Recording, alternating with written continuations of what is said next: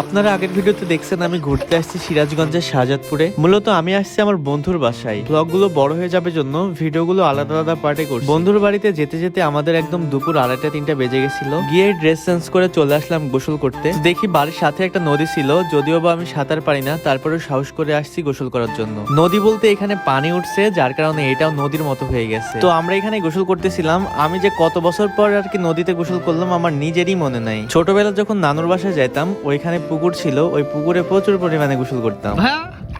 আপনাদের এলাকাতে আসলাম, আপনি কি খুশি? আসতেন ভালো করতেন, কিন্তু খাওয়ানোর কোনো সিস্টেম আমাদের বাড়িতে নেই। খাওয়া দাওয়ার কোনো সিস্টেম নেই। গাইস, আমাদের গোসল অলরেডি হয়ে গেছে, পানিতে আমরা গোসল করলাম।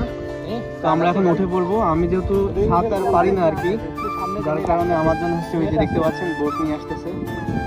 আমি যেহেতু সাঁতার পারি না, তাই নৌকাতে করে যাচ্ছিলাম পারে, আর ওরা সাঁতার কাটতে কাটতে আসতেছিল।